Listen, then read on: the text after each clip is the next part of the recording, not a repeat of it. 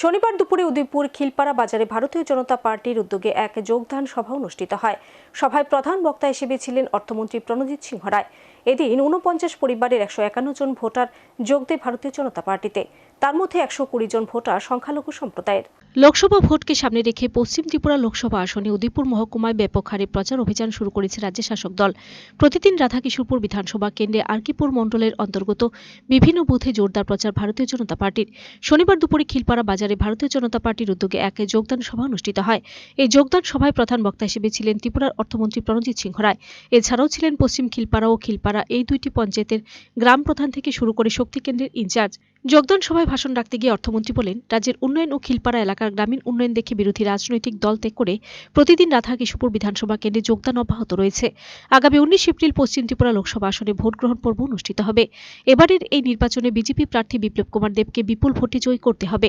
সে অঙ্গীকার নিয়ে কাজ করতে হবে দলীয় কর্মী থেকে শুরু করে বুথ কর্মীদের।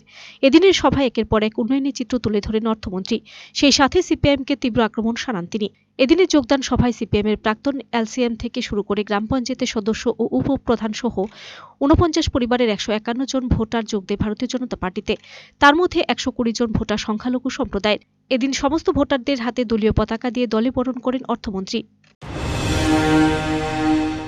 কাজ করতে হবে, রাজনীতির জায়গায় থাকবে, বিভিন্ন রাজনৈতিক দল তার সমস্ত গণতান্ত্রিক অধিকার বজায় মতো চলবে, কিন্তু দেশে যারা শাসন ব্যবস্থায় থাকে তাদেরকে প্রথম দায়িত্ব যে কর্তব্য হচ্ছে দেশের মানুষের ভোটের এবং দেশের মানুষের সমর্থনে তারা দেশের এই সাংবিধানিক তারা দায়িত্ব অর্পণ করতে পারে।